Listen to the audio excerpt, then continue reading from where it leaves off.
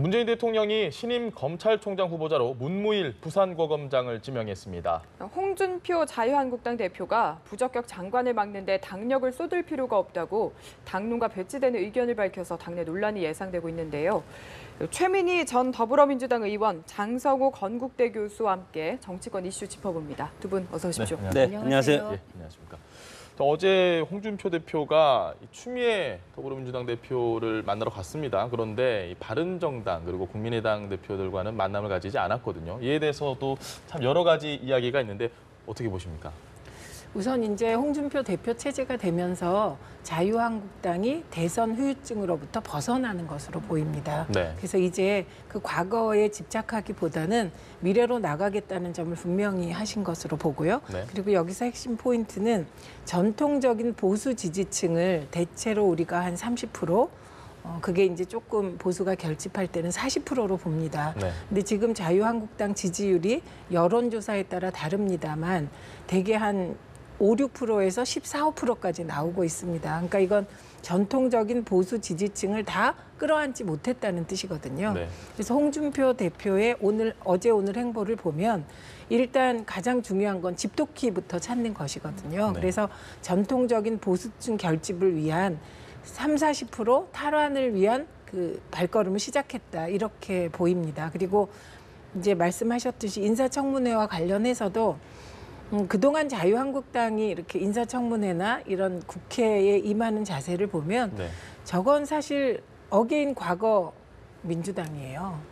네, 저희가 과거에 했던 방식을 그냥 답습한 것으로 보입니다. 그리고 네. 어떤 면에서는 저희는 그 2007년 대선에서 530만 표로 대패해서 국민의 버림을 받지 않았습니까? 그러니까 그 이후로 저희가 그냥 정말 극한적인 대여 투쟁을 예. 통해서 이제 하나하나 저희 영역을 확보해 간 시절이 있었습니다. 네. 근데 그것이 저희 진보 쪽이 대선에서 대패했을 때 보이는 그런 태도들은 우리 사회가 남북 간의 대치 관계로 인하여 좀 보수적인 경향이 강한 나라입니다. 그러다 보니 저희가 대여 투쟁을 선명하게 할 때는 많은 국민들이 그것을 용인해 주시고 네. 그럴 수 있다고 생각하지만 자유한국당이 구민주당을 답습하는 그런 투쟁을 했을 때는 보수층들이 저게 맞나 이런 의구심을 가지고 계셨다고 봅니다. 그래서 홍준표 대표의 어제 그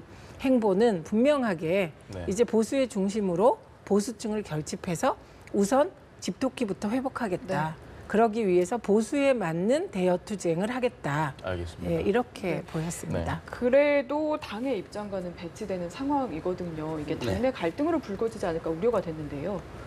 어떻게 보면은 그러니까 2단계 전략 전법을 지금 쓰고 있다고 봅니다. 당 대표는 당 대표 나름대로 보수 재건에 힘을 쓰겠다. 네. 이런 저는 측면에서 읽히고 정우택 원내대표는 강력한 원내 투쟁을 함으로써 제1야당으로서 정부를 견제하는 그런 역할 분담을 저는 하고 있다고 봅니다. 오히려 이것이 민주당이라든가 정부 여당에서는 이것을 자칫 자유한국당이 이제는 국정에 전폭적으로 지금의 어떤 기조를 바꿔서 협조할 것이다. 네. 이렇게 저는 착각을 해서는 안 되리라고 봅니다. 오해라고 역할을 예. 오히려 이제 분담을 해서 네.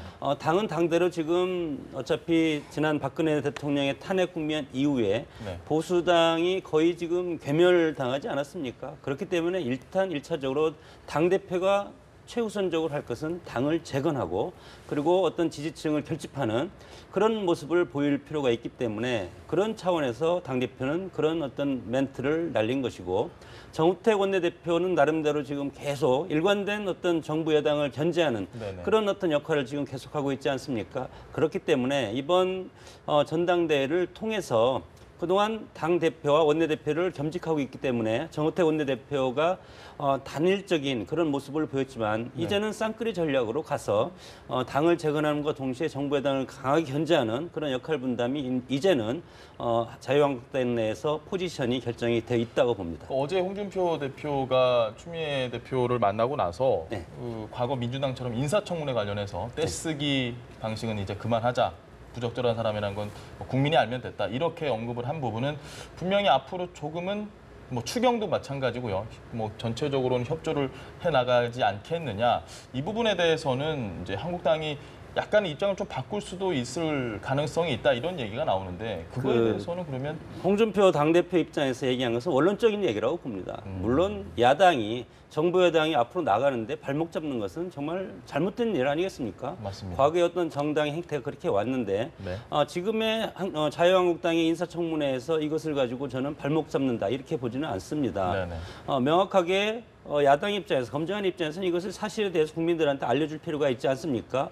물론 여기에서 국회에서 여야 간의 인사청문 보고서가 채택이 안 되면 네. 법적으로 대통령이 임명할 수가 있고 그 인사의 책임은 결국은 인사권자가 질 수밖에 없기 때문에 이런 원론적인 당대표로서는 얘기할 수 있다. 그리고 야당이 국정의 발목 잡으면 진학 탄핵 국면이라든가 그리고 박근혜 정권을 배출을 해서 네. 그리고 탄핵을 맞은 정당 아니겠습니까? 네네. 그렇기 때문에 국정을 다시 이렇게 세우는데 협조를 해야 되는 것은 당연한데 네. 그러나 잘못된 인사라고 국민들이라든 언론들에서 이것이 스포트라이트를 받고 있는 후보를 그냥 눈 감아줄 때 이것은 야당의 역할을 방기한다고 볼 수 있습니다. 근데 이 부분은 이제 조금 자유한국당이 점검하실 필요가 있습니다. 그게 어떤 부분이냐면 네. 만약에 정우택 비대위원장이셨잖아요. 이젠 원내대표인데 정우택 대표의 대여 투쟁이 올바른 것이고 국민적 지지를 얻었다면 지금 자유한국당 지지율이 저렇게 답보하면 안 되는 것이죠. 네. 그러니까 국민들께서 지금 인사청문회에 부적격 인사가 통과되었다. 네. 그래서 이 책임을 대통령이 져야 된다. 그건 너무 원론적인 얘기인데 그런데 여론의 지형이 바뀌고 있지 않다는 지점입니다. 그러면 왜 여론 지형이 바뀌지 않을까? 그러니까 말씀하실 때 국민들도 부적격 인사라고 생각한다. 이렇게 말씀을 하셨지만 네.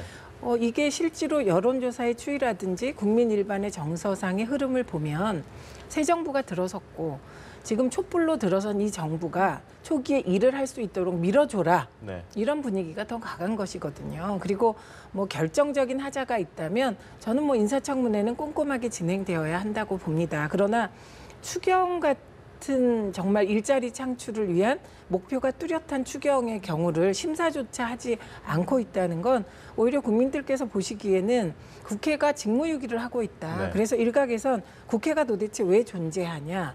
이런 문제 제기가 광범위하게 있기 때문에 저는 홍준표 대표의 그 전당대회 이후의 저 인식은 네. 어느 정도 전당대회를 하면서 국민과 소통한 결과라고 생각이 듭니다. 그래서 제가 이제 뭐 조언할 입장은 아니지만 네. 저희가 바라건대는 자유한국당이 추경심사와 인사청문회는 분리해서 대응하는 게 맞지 않겠습니까? 네. 네, 그래서 추경은 일자리 추경이고 그리고 문재인 대통령의 1호 공약이 일자리 대통령이잖아요. 그러니까 이제 새 대통령이 추경을 제대로 편성했는지 꼼꼼히 보시고 네.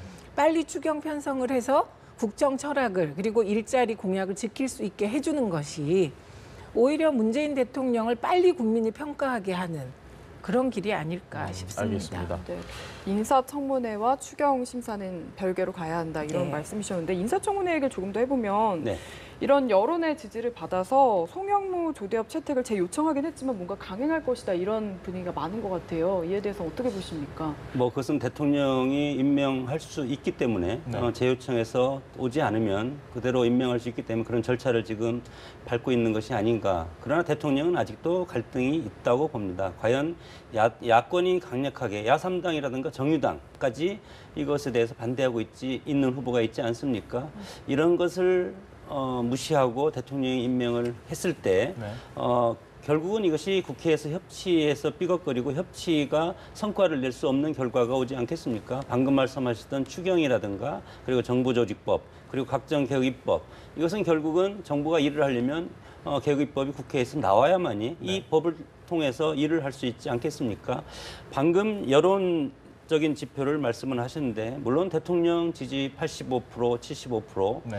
이 사이에서 지금 상당히 변동이 있는데 이런 것들은 지난 박근혜 정권이 탄핵 국면을 말미암아 국민들은 문재인 대통령이 적폐를 청산하고 정말 나라다운 나라를 만들어 달다 이런 어떤 대통령의 어떤 캐치프레이즈를 지지하는 그런 것들이 아직 한 달밖에 지나지 않았기 때문에 아직까지 그것은 이어지고 있다.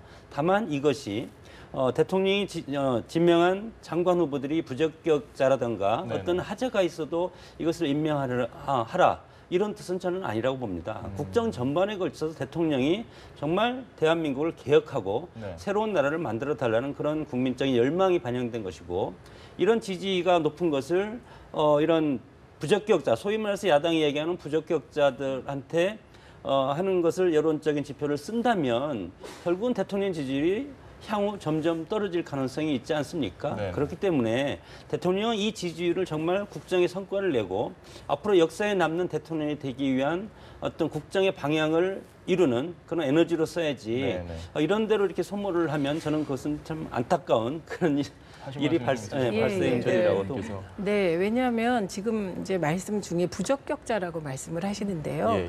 그 그 부적격에 야당이 대한 얘기하는 판단이 부적격자. 다른 겁니다. 그러니까 이제 저는 늘 말씀드리지만 저도 제 주변에 같이 계시던 분들이 인사청문회에서 이런저런 흠집이 나올 때 안타까워요. 네. 예, 그 조명균 통일부 장관처럼 완벽하게 클리어 이렇게 됐으면 좋겠습니다. 그런데 이제 이런저런 흠결이 나왔을 때 대통령께서 A라는 후보를 내정했을 때 그분에게 기대한 것이 있잖아요. 네. 그 기대. 그리고 그 도덕적 흠결이 그 기대를 무시할 정도로 큰가 지금 이 판단이라고 생각합니다. 네. 그러니까 전체적으로 어떤 후보가 도덕적으로 정말 문제가 많다. 그래서 결정적인 한 방이라고 저희가 청문회 할 때 얘기를 하거든요. 네. 그 결정적인 한 방을 야당이 찾아내지 못한 건 사실입니다. 예, 그래서 국민들께서는 야당이 결정적인 한 방도 없이 무조건 부적격으로 몬다고 생각하는 흐름이 또 있는 거거든요. 네. 그리고 이제 대통령의 높은 지지율을 뭐 부적격 인사를 뭐 몰아붙이는 데 쓴다 이런 일은 절대 있을 수 없고요. 그 대통령에 대한 지지율이 높은 것은 이게 이제 대통령께서 지금 국민과 소통하시면서 국민의 네네. 가려운 곳을 잘 긁어주고 계시고 안보 문제도 일부 보수적인 국민들께서 걱정하셨는데 지금 대처를 잘하고 계시지 않습니까? 이런 지지율이라고 봅니다. 그래서 그 인사청문회에 관한 한 저는 정말 야당이 부적격이라고 주장하시려면 더 열심히 파셔서 결정적인 한 방을 하셨어야 된다고 생각이 최 의원님, 듭니다. 그러면 지금 그 어찌됐건 송영무 국방장관 후보자 그리고 조대엽 고용노동부 장관 후보자가 지금 어쨌든 청와대에서 다시 요청을 했잖아요. 네. 출퇴 시한을 10일로 두고 요청을 했는데 이 두 사람 같은 경우에 특히 조대엽 장관 후보자 같은 경우는 정의당에서도 상당히 많이 반대를 하고 있고 뭐 여러 가지 음주운전 사실이나 뭐 거짓 해명 의혹이나 이런 부분에 대해서는 그 말씀하신 결정적 한 방의 기준에 좀 부합할 수 없는 건가요? 그러니까 어떻게 만약에 저희가 이제 청문회를 많이 해봤는데 그랬다면 정말 그것을 더 깊이 파서 국민들께서 안 되겠다 이렇게까지 갈 수 있는 뭔가를 찾으셔야 되는데 이게 의혹 수준에서 머물다 보니 네. 이제 국민들께서도 긴가민가 하는 그런 상황이라고 보고요.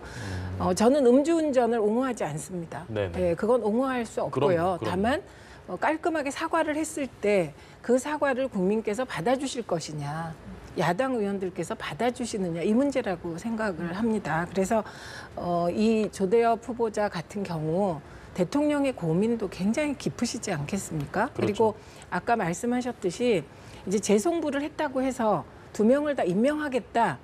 뭐 이렇게 고정적인 것으로 보기는 어렵겠지요. 거의 예. 강행하는 움직임이다라는. 그러니까 그 분석이 흐름은 많아요. 그냥 절차를 밟고 계신 건데, 예. 그러니까 그 사이에 이제 어떤 일이 일어날지 모르기 때문에 저도 마지막까지 고민을 하시긴 하실 거라고 생각이 듭니다. 알겠습니다. 뭐 결정적 한 방이라고 이제 언론에서만 이제 우리 의원님께서도 말씀을 하시는데 예. 결정적 한 방은 예를 들어서 음주운전 하나만 해도 저는 결정적 한 방이라고 봅니다. 그리고 공직자 특히 장관 후보자가 거짓 해명을 했다. 네. 청문회에서 우리가 국회에서 인사청문회라든가 여러 가지 청문회 지난 청문회 전국이 있었지만 최순실 국정농단 사건 또 청문회 전국에서 거기에서 위증을 하면 바로 위증죄로 처벌을 받지 않습니까? 특히 공직자 장관 정도의 후보자가 네. 거짓 해명을 했다. 이런 것은 저는 결정적 한 방이라고밖에 네. 볼 수 없지 않겠습니까? 어떻게 더 큰 결정적 한 방이 있는 건지 그것은 저는 그렇게 결정적 한 방이라는 그런 의미를 네네. 뭐 예를 들어서 정말 큰 죄가 있는데 이것은 어차피 딱 보면 다 나온 건 아닙니까? 그런 사람들은 올릴 수가 없겠죠. 그러나 대통령께서 얘기하는 5대 비리 관련자는 인사에 등용하지 않겠다. 이렇게 천명을 한 것이 있기 때문에 네. 5대 비리에 관련된 것이 하나라도 있으면 그것은 결정적인 한 방이라고 저는 생각을 합니다. 네. 그러나 대통령께서 그럼에도 불구하고 그런 인사를 찾기가 어렵기 때문에 지금 현실적으로 2006년 어떤 그런 라인도 지금 새로 제시하고 여러 가지 지금 뭐 변화를 모색하고 있지 않습니까? 네. 그럼에도 불구하고 인사는 원칙이다. 저는 그렇게 봅니다. 알겠습니다. 아니 근데요, 이거는 이제 조금 고려해 주셔야 될 게 저희가 이제 박근혜 정부, 이명박 정부 때 인사를 한번 하고 나면 지지율이 반토막이 납니다. 네, 그리고 이게 자꾸 섞이셔서 우리가 이제 좀 까먹는데요. 네. 당시에 5대 비리 중에 위장 전입 하나로 낙무한 분은 한 분도 안 계셨다는 거. 네, 그래서 국민들이 인식하시기에 당시에는 다 동의될 정도의 낙마 사유였던 겁니다. 네. 근데 지금 거짓 해명이라고 하시는데 그 거짓 해명의 내용이 예를 들면 오래된 거라서 착오를 일으킨 것일 수도 있고 그리고 거짓 해명임이 드러나지 않고 그러니까 확실하게 드러나질 않은 거예요. 네네. 그래서 제가 말씀드리는 건 이게 거짓 해명임을 후보자가 인정할 수준이 되지 않으면 이게 마음속에 있는 내용을 어떻게 확인하고 짐작해서 판단하겠습니까? 네. 그래서 그런 문제가 있다는 거고 예를 들면 조대엽 후보자가 흠결이 없다는 뜻이 아니고 네. 그 흠결이 대통령께서 노동부 장관으로 지명했던 그 취지를 덮을 만큼 큰 것인가 지금 그 판단을 알겠습니다. 하고 있다. 특정 후보자에 대해서 저희가 너무 길게 얘기를 네. 하는 것 같은데 일단 지금 검찰총장 후보자 이야기가 어쨌든 어제 상당히 많았습니다. 이 문무일 고검장이죠. 어떻게 보십니까? 호남 출신이다 이런 거 상당히 좀 많이 얘기가 되고 있는 것 같은데 검찰 개혁에 좀 어떤 역할을 할 수 있을지 예상을 해보신다면요. 이번에 대통령의 인사를 보면 네. 저희들로서는 두 가지가 불식된 인사입니다. 우선 첫째는 친문 패권이라는 정말 저희 입장에선 굉장히 억울한 단어가 없어졌습니다, 지금. 그리고 또 하나는 호남 홀대론이라는 사실 내용 없는 그런 비판이 없어진 겁니다. 그래서 이번에 이제 문무일 검사 임명도 저는 그런 차원에서 그 대통령의 인사에 일관성이 있고 이왕이면 이제 호남 배려 차원에서 네. 인사하신 부분 저는 굉장히 긍정적으로 봅니다. 예, 그리고 이분이 보면 저희로서는 굉장히 아쉬운 점도 있습니다. 어떤 왜냐하면 건가요? 성완종 리스트 네. 수사에 있어서 유독 그 친박이 아닌 홍준표 지사만 네네. 기소하지 기소를 했다는 않았습니까? 거죠. 그리고 나머지는 그 리스트에 사자의 리스트에 쭉 있던 김기춘 실장, 네. 네, 그다음에 홍문종 의원 네. 등등 친박 실세들은 전부 피해갔거든요. 그래서 야당이 굉장히 비판을 했습니다. 근데 그럼에도 불구하고 그 나름대로의 법률적 판단으로 홍준표 지사를 기소한 분이에요. 네네. 그래서 제가 어저께 이제 이렇게 저렇게 법조계 선배들을 만나봤습니다. 그 선배 동료 의원들을 그랬더니 그 나름 그 이 정권 저 정권이 들어서도 치우치지 않으려고 노력한 네. 네, 법과 원칙에 따라 판단하려고 노력한 중립적인 태도를 취해 온 분이다. 네. 네, 그렇고 그다음에 이분이 이제 일성이 검찰 개혁의 시대적 요구를 잘 이해하고 있다 이렇게 얘기를 했잖아요. 얘기를 하셨죠. 예. 그것은 검찰 개혁의 시대적 요구가 시대마다 다른데 네. 지금은 정말 그동안의 정치 검찰의 오명을 벗는 것이 시대적 요구 아닙니까? 네네. 그래서 그 부분은 해낼 수 있는 분이 아닌가 이렇게 기대를 해봅니다. 알겠습니다. 네, 뭔가 기대를 걸고 계신데 한편 일부에서는 아무래도 현재 검사인 만큼의 이렇게 검찰 개혁에 선봉에 서기 좀 어렵지 않을까 이런 우려도 나오고 있는 것 같은데요. 그것은 어차피 대통령의 어떤 검찰 개혁의 의지를 받들어서 검찰총장이 저는 지휘를 하면 된다고 봅니다. 그렇기 때문에 현직 최고의 어떤 특수통 아니겠습니까? 그리고 특히 물론 지금 문재인 정권의 여러 가지 지역적인 안배를 보면 영남 출신들이 한 뭐 20-30% 정도 되고 그러나 이제 주요 핵심 포스트를 보면 좀 아쉬운 면이 물론 친노 패권이라든가 이런 것들은 이제 벗어나 있지만 여러 가지 이낙연 지사가 전남 영광이고 그리고 박상기 장관이 전남 무안이고 그리고 문무일 지금 검찰총장 내정자가 광주 제일고고 그리고 김상곤 교육부 장관 광주 제1구 출신 아니겠습니까? 네. 주요 핵심 포스트가 호남 일색으로 이렇게 짜여졌다는 거. 역설적으로 보면 이것은 지난 보수 정권 10년 동안 호남이 결국 홀대받았다. 호남을 뭐 홀대를 했다 이런 어떤 네. 역설적인 측면도 있지만 그러나 홀대받은 과거 김대중 대통령이 되셨을 때 그때를 저는 한번 살펴보면 오히려 그때는 호남 출신들을 상당히 거리를 두면서 이렇게 탕평 인사에 신경을 많이 썼기 때문에 역으로 호남 분들한테 상당히 그래도 어떻게 보면은 불평을 많이 들은 대통령이 김대중 전 대통령이었는데 네. 지금은 핵심 권력 포스트를 보면은 거의 지금 호남 일색으로 이렇게 채워졌다는 것은 역설적으로 다시 지역 차별이라는 그런 것들이 저는 생길 가능성도 있기 때문에 네. 물론 전반적인 그 하부의 어떤 뭐 차관이라든가 여기까지 전반적으로 했을 때 비율은 그렇게 차이가 나는 것은 아니지만 네. 검찰이라든가 또 총리라든가 이런 주요 핵심 포스트가 호남 출신이라는 것이 어떻게 보면 호남 이외에 충청이라든가 영남에서 소외감을 느낄 수 있는 그런 포인트도 될 수 있겠다. 그렇게 저는 뭐 생각을 합니다. 그 지금 어쨌든 검찰 개혁이 여러 가지 이야기가 있는데 공수처를 신설한다 아니면 뭐 검경 수사권 분리 이런 얘기가 있는데 과연 이 부분의 어느 부분을 가장 먼저 만약에 검찰총장으로 이제 자리를 시작을 하신다면 어느 부분에 가장 먼저 좀 개혁의 칼날을 들이대야 된다 이렇게 생각을 하십니까?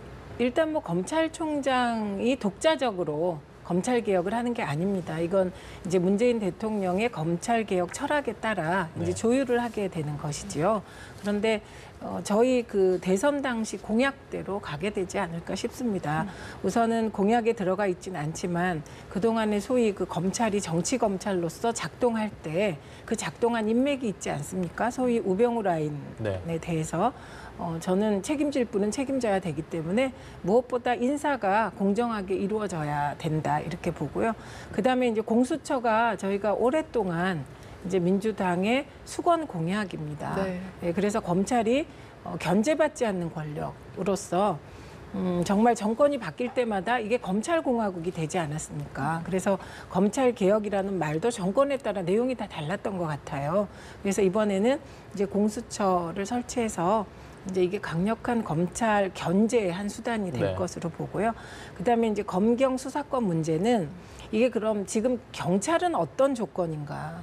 그동안에 지난 9년 동안 경찰은 그럼 제대로 민주경찰로서 국민의 공복으로 작동해 왔나. 그분에 대한 의심이 있기 때문에 그러니까 우선은 저는 인사 그리고 공수처 네. 그리고 검경 수사권 조정은 그런 전반적인 검찰과 경찰의 상황을 종합적으로 검토하면서 진행돼야 된다고 생각이 네. 됩니다. 국민의당 이야기 마지막으로 좀 해봐야 될 것 같아요. 안철수 전 대표의 침묵이 지금 길어지고 있는 상황인데 당 차원에서 사과 요구가 나왔거든요. 어떻게 한다고 보십니까? 뭐 사과는 하겠죠. 그리고 유력 대선 후보였고 네. 그리고 앞으로도 정치를 계속 해야 되지 않겠습니까? 그러나 사과 시점은 저는 검찰에서 이 사건에 대해 이유미 제보 조작 사건에 대해서 검찰 조사 결과가 나온 다음에 한 번의 사과를 할 것이다. 물론 지난 탄핵 국면에서 박근혜 전 대통령이 여러 번 사과를 하지 않았습니까? 최초는 사과의 어떤 기간이 상당히 길었는데 그 후에 몇 번의 사과를 연이어서 했듯이 안철수 후보는 이 건에 대해서 검찰 수사가 나오고 그리고 전반적인 지금 조사가 끝난 다음에 이 상황에 대해서 어디까지 지금 사실인지 아직 안철수 후보가 모르고 있다. 저는 그렇게 봅니다. 그렇기 때문에 이 전반적인 것이 나온 다음에 전 대선 후보로서 네. 이것에 대한 도의적인 책임이라든가 이런 것들을 국민들 앞에 사죄하고 그리고 책임자 처벌을 전국당마다 요구하는 그런 어떤 사과의 어떤 모습을 보일 거라고 봅니다. 최재룡 의원은 좀 어떻게 생각하십니까? 그러니까 저는 국민의당이 지금 전반적으로 대응이 미흡하다고 생각을 하고요. 네. 안철수 후보에게 너무 초점이 가는 것도 저는 맞지 않는다고 생각합니다. 오히려 국민의당이 25일 날 이유미, 이준서, 이용주, 김인원 이렇게 4인 회동을 했다는 보도가 있었습니다. 그래서 오히려 이 사안을 과거에 우리가 조작 사건에서 보듯이 혹시 축소하고 은폐하려는 사후 공모가 있지 않았냐 네. 하는 합리적 의심을 갖게 되기 때문에 저는 지금이라도 정면 돌파, 예, 진실을 고백하고 있는 그대로 그리고 국민들께 맞춤한 책임을 지고 그렇게 새로 시작하는 게 맞지 않나 싶습니다. 네, 늦게라도 제대로 사과를 해야 한다는 이야기까지 들어봤고요. 네. 지금까지 최민희 전 더불어민주당 의원, 장성우 건국대 교수 두 분과 함께했습니다. 말씀 네. 감사합니다. 고맙습니다. 감사합니다.